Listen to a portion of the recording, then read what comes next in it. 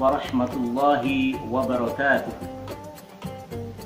Alhamdulillahi rabbil alamin, wabihi nasta'inu ala umurid dunya waddin, wassalatu wassalamu ala ashrafil anbiya'i wal mursalin, sayyidina wa maulana Muhammadin wa ala alihi wa sahbihi ajma'in.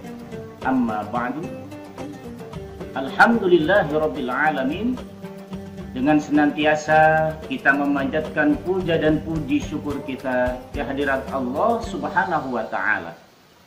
Alhamdulillah, sampai dengan hari ini kita semua masih diberikan kenikmatan yang agung oleh Allah Subhanahu wa Ta'ala, yang berupa nikmat iman, nikmat Islam, nikmat untuk bisa menjalankan ibadah puasa di bulan Ramadan tahun 1443 Hijriah ini dalam keadaan sehat walafiat.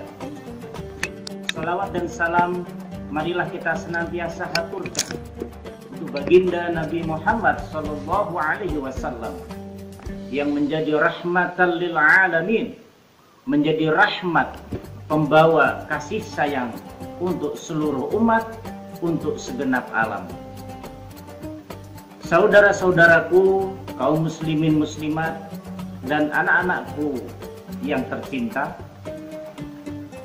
di dalam agama Islam kita diajarkan untuk mengedepankan akhlakul karimah, mengedepankan budi pekerti yang mulia di dalam kehidupan kita sehari-hari. Karena menjadi misi utama daripada baginda Nabi Muhammad SAW, yaitu untuk menyempurnakan akhlak manusia, dalam arti untuk menyempurnakan budi pekerti dan tata krama manusia agar hidup kita menjadi hidup yang bermanfaat dan membawa keharmonisan di alam ini. Rasulullah SAW, beliau diibaratkan sebagai sosok yang memberikan uswatun hasanah, tauladan yang baik bagi kita semuanya, di mana beliau adalah seseorang yang di dalam berkata-kata, di dalam berbuat, dalam bersikap selalu mencerminkan sikap-sikap yang mulia yang patutlah kita contoh agar kita menjadi umat Nabi Muhammad SAW, menjadi umat yang benar-benar memiliki akhlak yang terbaik. Di dalam Al-Quran surah Al-Asr yang sering kita baca, A'udzu billahi minasyaitonir rajim, Bismillahirrahmanirrahim, Wal 'asr, innal insana lafi khusr, illa alladzina amanu wa 'amilus solihati wa tawasaw bil haqqi wa tawasaw bis sabr. Yang artinya, demi masa, sesungguhnya manusia itu berada di dalam kerugian, kecuali orang-orang yang beriman dan beramal soleh, yang saling nasihat-menasihati akan kebenaran dan saling nasihat-menasihati dengan kesabaran. Di dalam ayat yang kedua disebutkan illalladzina amanu wa 'amilus solihat, yang artinya kecuali orang-orang yang beriman dan beramal soleh. Artinya kata iman dan amal soleh tidaklah dapat dipisahkan. Orang yang mengaku beriman kepada Allah tentunya akan mewujudkan keimanannya dalam perilakunya yang terbaik, atau yang disebut dengan amal soleh. Oleh karena itu, orang yang beriman akan bertutur kata yang baik. Orang yang beriman akan berbuat, menciptakan karya-karya yang baik. Orang yang beriman akan senantiasa menumbuhkan sesuatu yang bermanfaat, sesuatu yang membawa kemaslahatan untuk orang banyak. Orang yang beriman bukan hanya sholatnya yang dituntut oleh Allah, bukan hanya puasanya yang menjadikan ia nanti selamat di surga, akan tetapi juga akhlaknya, perbuatannya, sikap dan perilakunya sehari-hari juga akan menjadikan ia termasuk hamba Allah yang menjadi penghuni surga.